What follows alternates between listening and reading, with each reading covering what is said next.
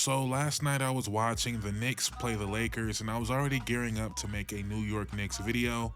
And then Jalen Brunson goes out with an ankle injury and it looked like a bad ankle injury. But luckily for the Knicks, they aren't really in jeopardy of losing that 3 seed to Milwaukee or Indiana. I mean, it's a possibility, but they would have to be like really, really bad. And they're still a pretty talented team. So you wouldn't think they're going to go like 1-5 or something, but it's a possibility. We'll see. But as of right now, with the Knicks being what 0-8 against the Celtics, Cavs, and Thunder, right? That's what they are, 0-8. Let me know in the comments if I got that wrong, but just watching them against the Lakers, I was just losing confidence in this team by the possession. And Knicks fans, you guys let me know how you feel about this guy right here. And some of you guys probably love this guy. Maybe a few of you hate him. I guess it's probably more than a few, right? Because Josh Hart is not a indifferent type of guy. You either love Josh Hart or you hate Josh Hart. And you might be asking, why would anyone hate Josh Hart? It's not necessarily him. But if you're a Knicks fan, you know this all too well. It seems like every single possession ends up with Josh Hart having the ball. And there are a few reasons for that. One of the reasons being that Josh Hart is going to be left open. So as much as I want to complain about Mikal Bridges or OG Anunoby or Cat not doing more, not being the creators on this team, the opposing team is going to help off of Josh Hart every single time. And if you're making the right basketball play, it makes sense that the ball ends up finding Josh Hart. And he's not a complete non-shooter, but he's just a good enough shooter where if you're a team playing against him, you want him taking that, and he will take it if you dare him to take it, and that's what ends up happening. Another reason Josh Hart ends up with the ball all the time is because he gets all the boards that Cat doesn't get. Mikal doesn't board, OG doesn't board, so it ends up with Josh Hart grabbing the board, bringing the ball up court, fast break, one-man fast break, head full of steam, layup. I used to hate that. When Josh Hart was early in his career, I would always think, bro, what are you doing? That's a terrible shot. And it's because he does not look around him at all. He's gotten better at it, obviously, as he's grown as a player, but he has tunnel vision on these boards, and I'm always surprised how much it actually works out for him. And if I was a Knicks fan, I would have a love-hate relationship with the Josh Hart one-man fast break. Another thing that would kind of annoy me about Josh Hart, for as much as he gets to the paint, as much as he's in transition, he never gets to the line. But the other reason he ends up with the ball so much is he's probably the second best passer on this team. And that to me says more about the rest of the team, because Josh Hart is a decent passer, but he's not someone that should be your second best passer or creator on a team. Cat's a good passer for a center. Mikal Bridges, not a good passer. OG Anunoby, not a good passer. Deuce McBride, I guess, right? So Josh Hart is extremely important on this team. And to me, that is a bigger problem, and that's not Josh Hart's fault. And immediately my blame wants to go directly at Mikal Bridges, right? I want to say, if he could just do a little bit more, if he was better at creating for himself and others, that would alleviate that pressure off of Josh Hart being so important in this offense. And even in this Lakers game, when Jalen Brunson went out, I'm thinking, well, you kind of got to run through Mikal Bridges here because Cat's your second best player for sure, but you don't want him initiating 30 feet from the basket. That's a charge waiting to happen, or a turnover waiting to happen. I love Cat, but that is what it is. So I'm thinking you got to run through Mikal, and they didn't. They ran through Deuce McBride, got some bad looks, but even if you look at those possessions, Mikal Bridges wanted no part of the ball down the stretch.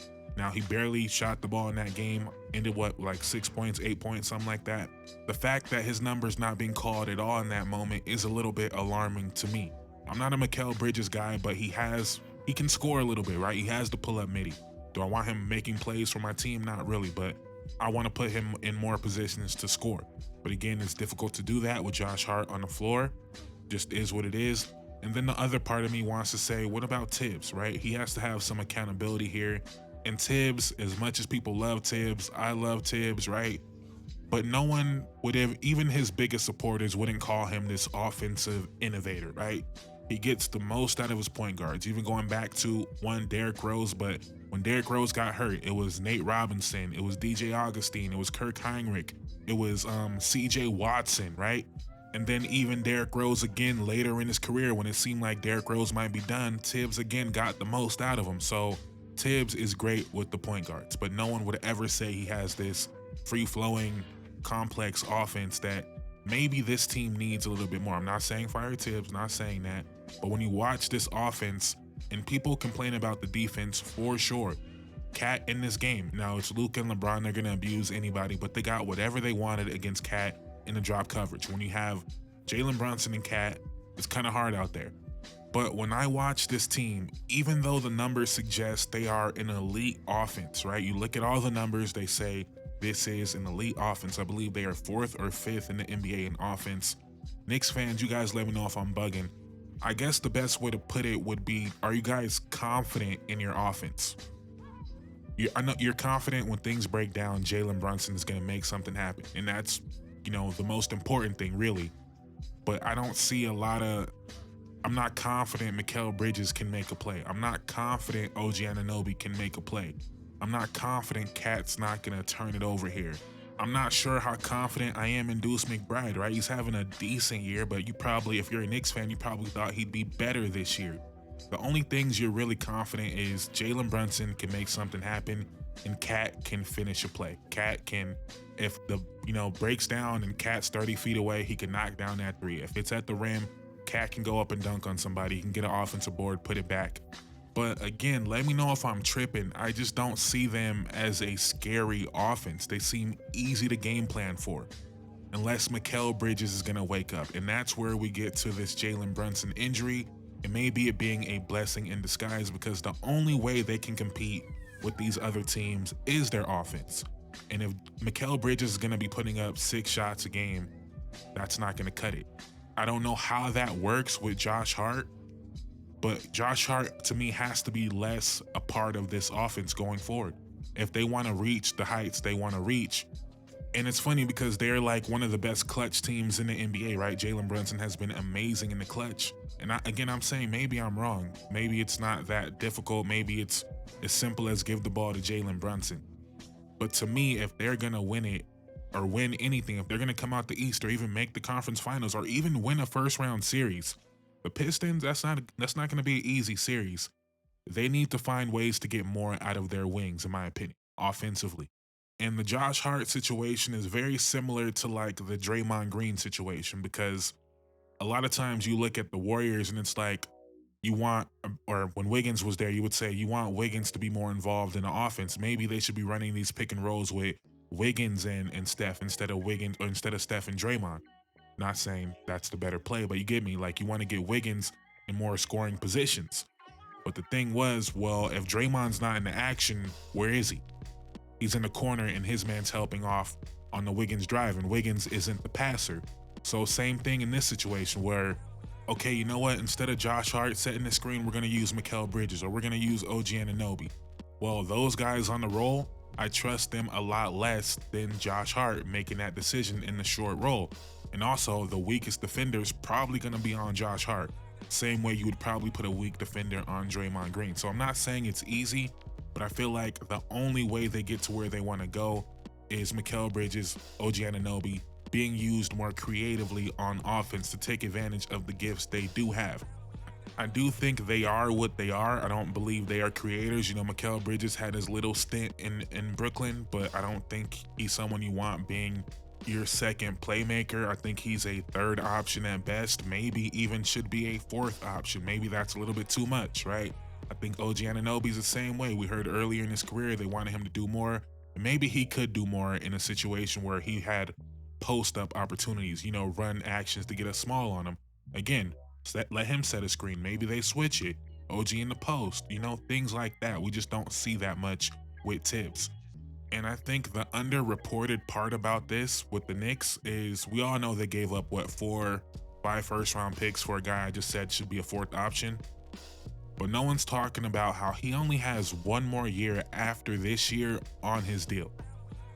So if this is the year he has, and then he has this year next year again, what are we doing? Are you paying him after paying OG? Gotta pay Cat, you gotta pay Brunson. Are you paying him?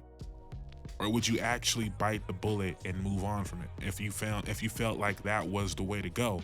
and I have a trade in mind. I'm not gonna say it right now because it's not the time. We're gearing up for playoff basketball, but I have a player in mind, kind of a superstar player. He's a superstar player to the fans. That should give you guys a hint. But I really think if they flame out this year, second round, or who knows, first round, they're gonna look at this team and say, how are we getting better? How are we getting better? Mikal Bridges is gonna be a free agent after next year. Mitchell Robinson's going to be a free agent after next year. Those are probably two of your best assets, not including Jalen Brunson. You know, OG's not really on a tradable deal. Josh Hart is on a very tradable deal. But I'm just saying, maybe it's not looking great and you package Bridges, Josh Hart to go get that superstar player. I really want to just say it right now, but we're going to save that. The day the Knicks get eliminated from the playoffs, expect me to drop a video talking about the deal they should make, because I truly believe it. Because to me, the only way the Knicks can reach the level of these other teams in the East is Mikal Bridges tapping into something he had in Brooklyn, and it just doesn't seem like that's going to be brought out of him this year. Maybe I'm wrong, but that might be the blessing in disguise. If Jalen Brunson is out a couple weeks, Mikal Bridges, you're elevated to the second option.